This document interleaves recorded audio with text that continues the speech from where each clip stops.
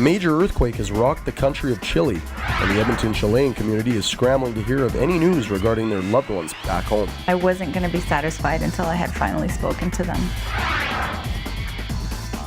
The City of Edmonton gives the Youth Emergency Shelter Society a boost. Our budget is about $4.5 million a year to run all of our programs. It's a somber anniversary for people in Mayerthorpe and the RCMP community. Good evening. Humanitarian organizations are continuing their relief efforts in Chile after Saturday's quake shook foundations and sparked tsunamis. Food, water, and medical supplies have been reaching survivors since Wednesday, along with relief calls and texts from family. Dennis Sidlin joins us with more on that story. Dennis. Thanks, Keith. It's been hailed as the 5th most powerful earthquake of the 21st century. Friends and family are still trying to get in contact with those that they know in Chile to this day. Surprisingly, the death toll is considerably low if you think about the sheer magnitude of this earthquake. For Chileans everywhere, this has been a very emotional week.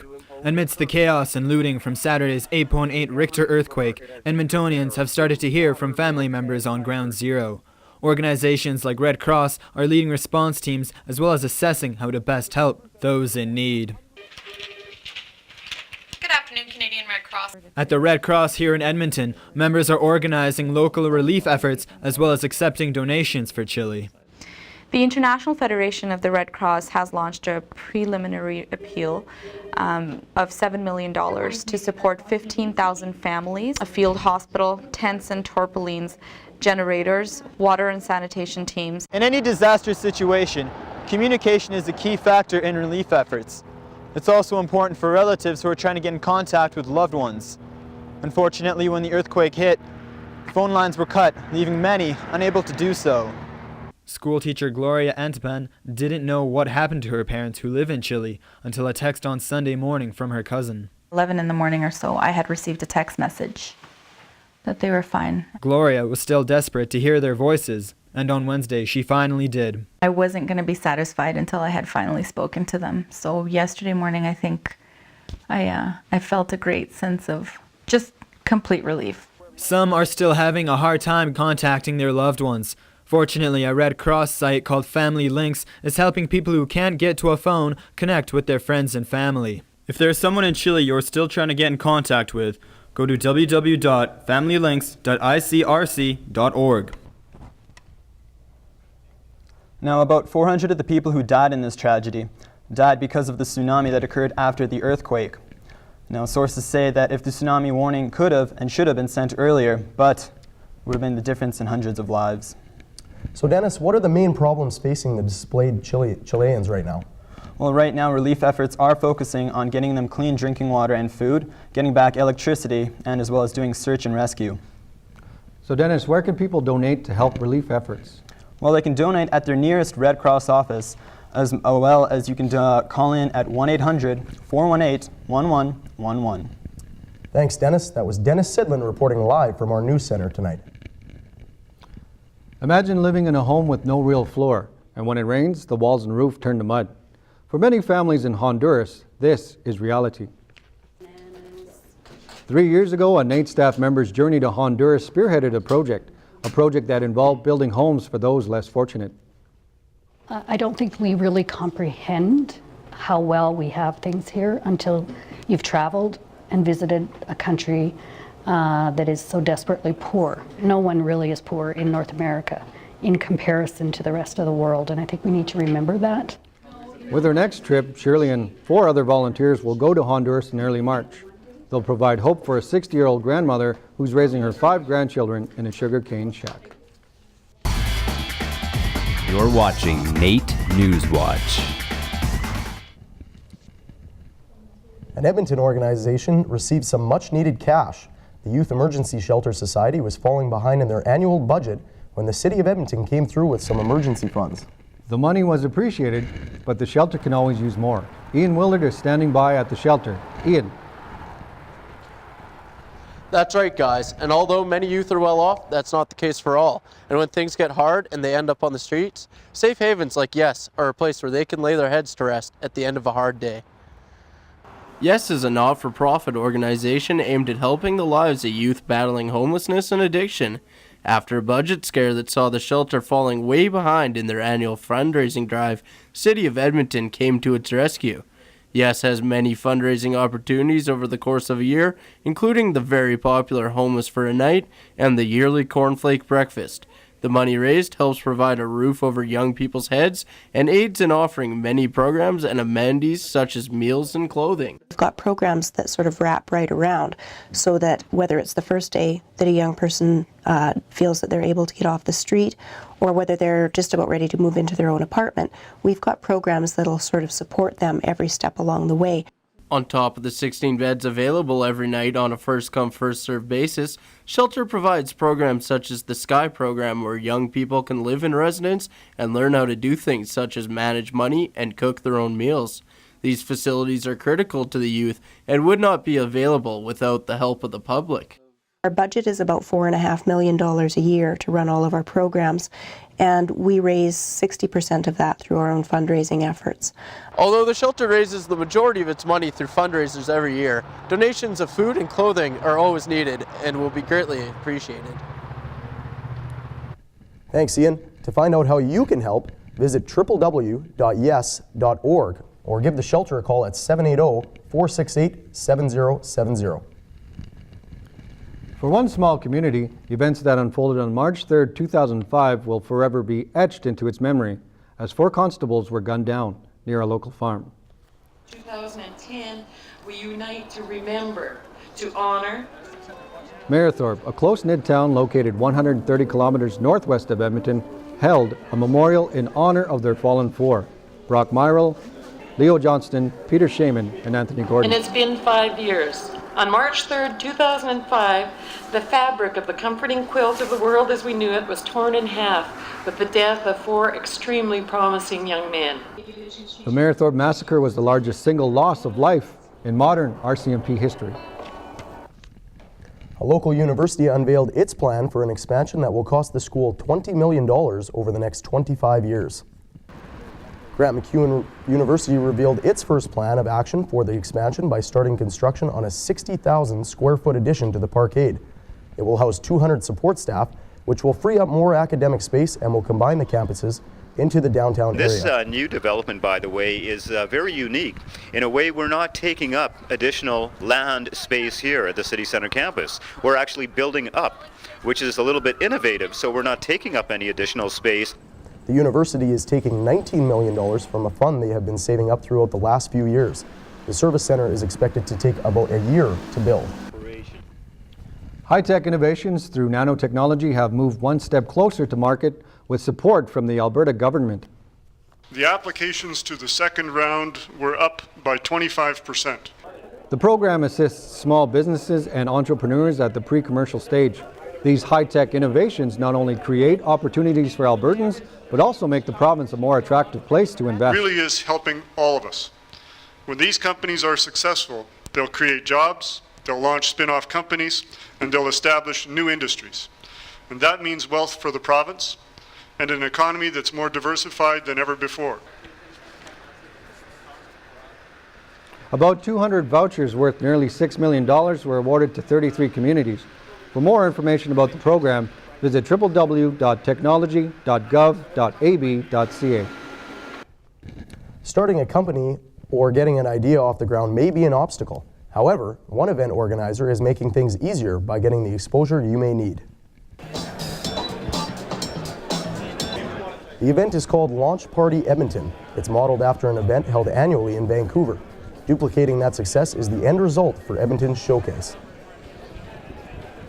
We want to do more events like this that kind of showcase stuff, and it inspires sort of, other budding entrepreneurs, or maybe you're a student and you're about to graduate from NAIT or the university. Launch organizers encourage others who want to form their own companies in the future. For more details on these events, log on to www.startupedmonton.com. Tax season comes at a time when the majority of consumers are starting to chip away at their Christmas debt. However, for those who fall into the low-income tax bracket, University of Alberta students may have the solution. It's the University of Alberta's 15th annual tax clinic. So far, they've averaged around 100 tax returns per day. Numbers like these have organizers satisfied. Here, I see all the faces, all the clients coming in. They're confused, maybe a little bit anxious about their taxes. They come in, we do it, they leave, they're happy, and just seeing that result is really something that's very rewarding for me. The taxing clinic will run until March 20th. For a full list of restrictions, visit www.ualberta.ca. Coming up after the break, we take a look at a unique way to exercise. Grand MacEwan University students are learning how to hip-hop in high heels. You're going to get a great stretch. You're going to have a good warm-up for the first couple classes. You're going to learn how to walk in heels. A local Edmonton author is hoping his new book will inspire young kids to read. It's a hockey novel set in Edmonton in the Western Arctic. In this week's End Zone Challenge, I take my swing at the sport of badminton.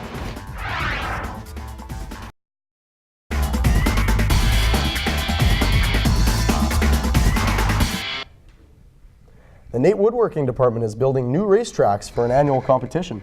The carpenters were hard at it this week, preparing for an upcoming Boy Scouts event.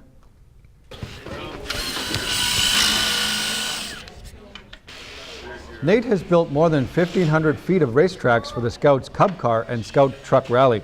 Lee Walsh, with the help of volunteers, has made this possible.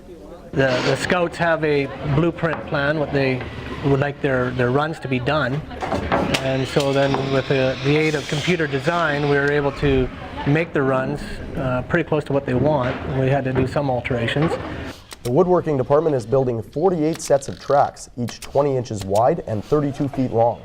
The rally is being held at Northlands with 1,200 Scouts and Cubs competing from Red Deer north all the way up to the Northwest Territories. Well, it's been a nice week so far. I think spring is coming quite quickly. Everything's getting warmer and the snow is melting. Yeah, it really is getting warmer. Chris, you're outside right now. Why don't you give us an idea of what to expect for the weekend? Well, guys, as you can see right now, it's pretty sunny outside. It's going to be a warm weekend, and the warm trend that we've seen throughout the week will continue on throughout the weekend. Let's take a look at what's going to be going on tomorrow, though, around the province.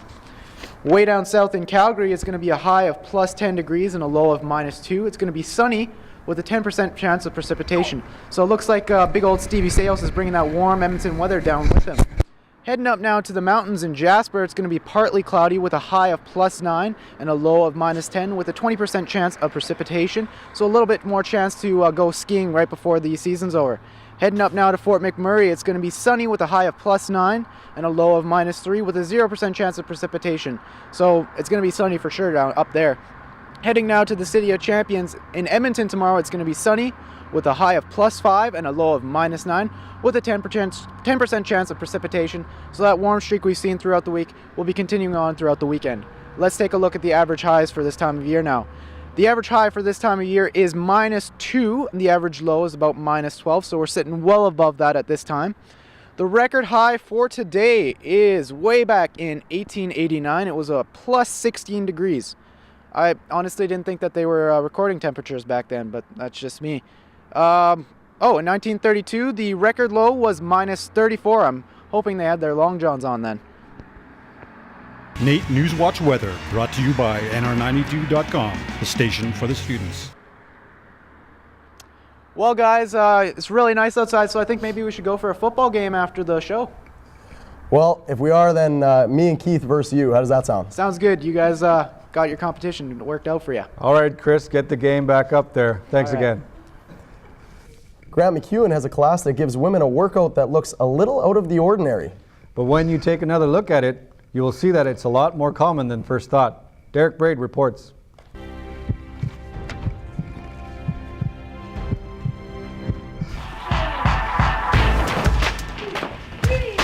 Larissa Kovalenko teaches hip-hop and heels at Grant MacEwan's main campus. The class is designed to help women feel more comfortable with their sexuality and help with their moves on the dance floor.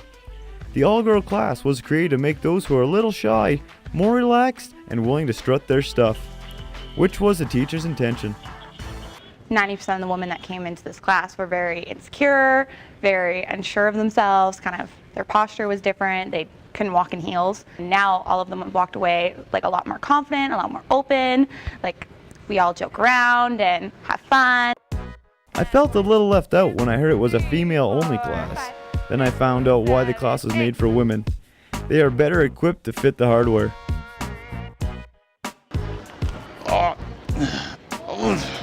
Oh, come on, feet fit. Come on. Oh, nope, not going to go. Okay, they might be going somewhere. There's no guys in class, but it's a great way to have fun and get a good workout while you're doing it. And right, left, right. Students also appreciate the amount of personal creativity allowed in class. It's not like a regular kind of technique class. It's more adaptable to yourself. And this class, it definitely has a form, but you can make it your own. For more information on hip hop and heels, call 780-497-5300.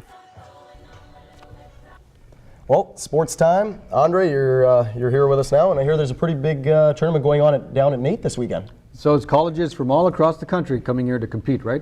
Yeah, that's right. NAIT is hosting the National Badminton Championships. We've got that and more coming up in sports right now.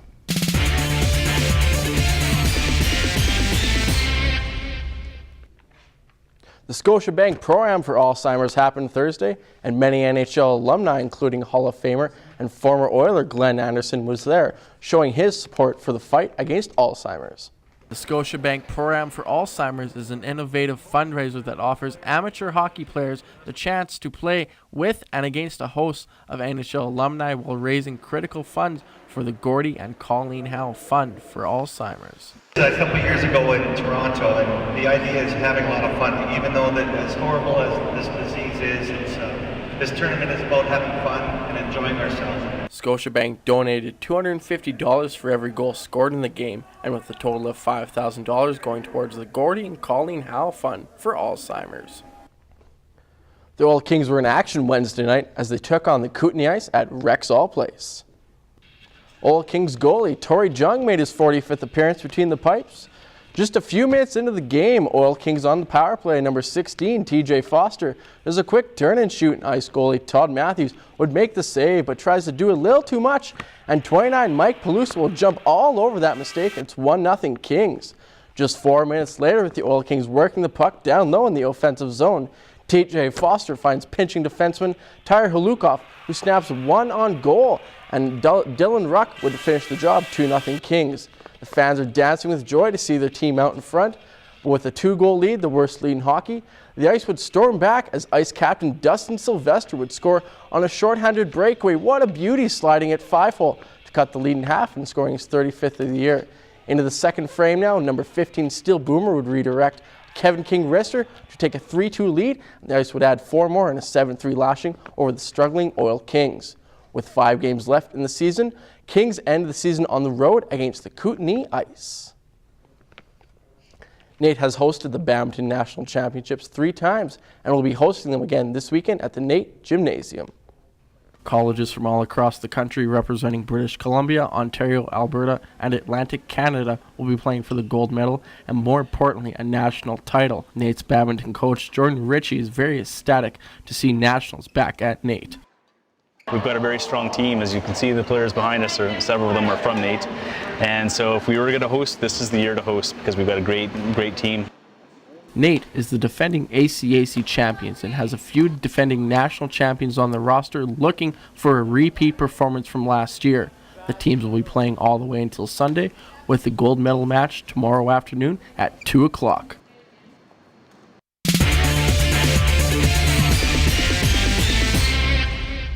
All right, I'm here with Jake Perry. Jake, can you tell us the precise rules and the keys to winning a match of badminton? Main strategies here would be force your opponent to run. In the singles match that I played, a singles court is long and skinny, which means the boundaries are longest north and south, and the closest together east and west. I missed. The sport of badminton requires a lot of finesse and speed, something I was not accustomed to, as I quickly put my lack of skills to the test against the opposition. 3-0, and we've been playing for about 30 seconds. To be successful at badminton, good hand-eye coordination is a must. It was certainly something I thought I had, but I was proven wrong.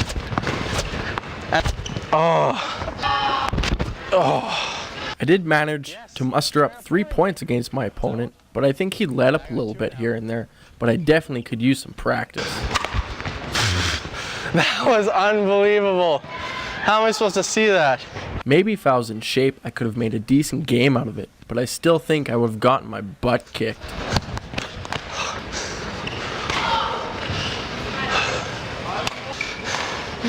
And that's this week's End Zone Challenge. Wow, I'm exhausted. I think I need a beer. I remember playing badminton, and if you aren't quick in that game, you're going to be running all over the court. It looked like you were pretty exhausted by the end of it. Yeah, that guy was crazy. He was really good. Looks like he gave you a run for your money, Andre. He sure did. Thanks, guys. Thanks. A well-known Canadian author stopped by a local elementary school this week to promote his new novel.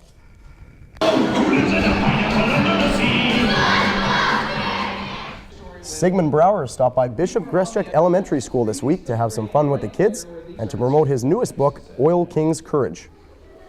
It's a hockey novel set in Edmonton in the Western Arctic. While the hockey portion is fictional, it is based on the Oil Kings hockey team, and the kids get pretty excited because they see this year's players. It's a souvenir edition. Sigmund drew kids and the teachers' attention in during his speech. He is hoping the book will be a success for kids that like to read, along with the interest in the game of hockey. When we come back, we had the chance to be a part of Radiothon taking place at the Stollery.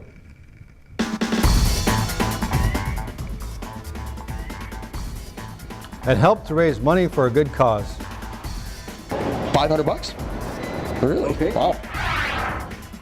And coming up in entertainment, we're going to spin you right round by showing you a format that's making a bit of a comeback.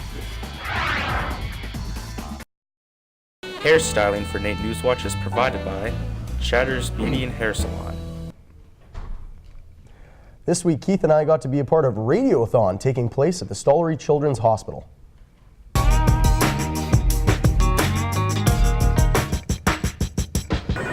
Okay, first question. Well, thanks again for your call, Dale. The 11th annual Radiothon took place at the Stollery Children's Hospital this week.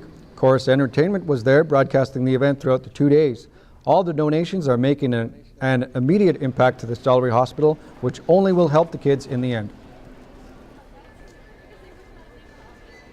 With the money raised here today, we're going to be able to help build an emergency expansion, fund leading edge research, buy specialized equipment, all of those things that are going to benefit and then improve the treatment of care here at the Stollery. The generous donations even overwhelmed me at times. $500? Really? Okay. Wow. The Stollery Children's Hospital is the top child care facility in Western Canada, with kids coming from all over for special treatment. So, Keith, I hear that vinyl records are a hot item again. Well, definitely. That's music to my ears. I certainly miss the pops and crisps from a record. Sean has vinyl and more coming up next in entertainment.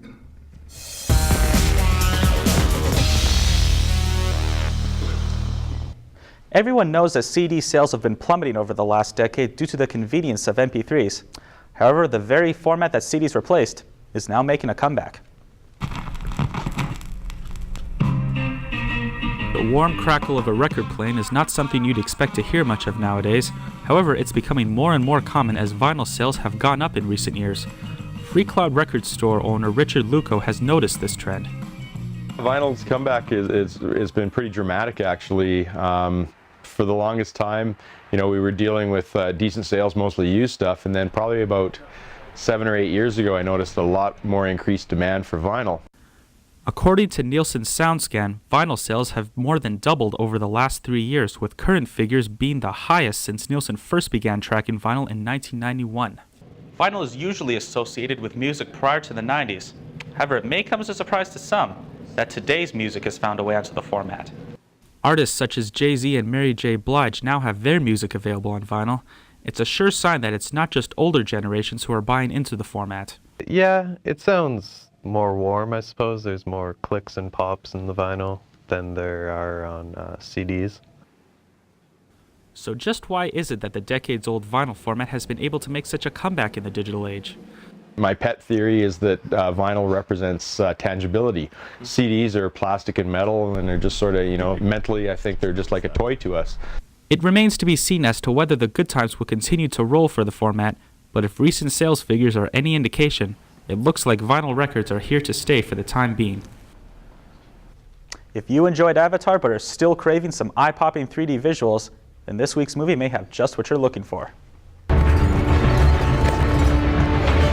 Alice, you're terribly late, you know. Naughty. Tim Burton's take on the Lewis Carroll novel sees Alice return to Wonderland after a 10-year absence. Wonderland is still the same tripped-out place it always was, only this time it's been taken over by the ill-tempered Red Queen of Hearts.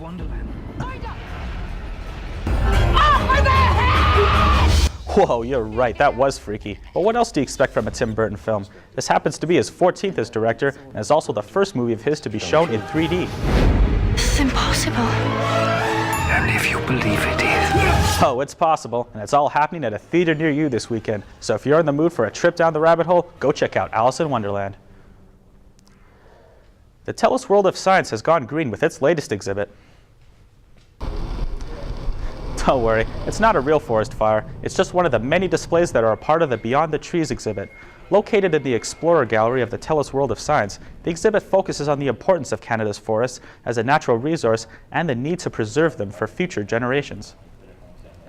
This exhibit is a really unique blend of hands-on interactives, which are really typical of science centers, and also some really amazing artifacts that you'd see more in a museum. So it is really a good mix of hands-on, really exciting museum ideas as well. Funded by the federal government, Beyond the Trees is on loan to Edmonton from the Canadian Science and Technology Museum in Ottawa. The exhibit will run in the Explorer Gallery until April 5th. And it looks like that's all we got for entertainment this week. Thanks, Sean. If you have any comments or questions on the stories from today's show, don't be afraid to contact us. Visit us on nr92.com and check out our weekly blogs, or leave us a message at natenewswatch@gmail.com. And you can also follow us on Facebook and Twitter. Well, that Alice in Wonderland looks like a pretty good flick. I think I'm going to check that out this weekend. Definitely, you have to get with the 3D movies. They're awesome. All right, that's all the time we have for tonight. Thanks for watching. Good night.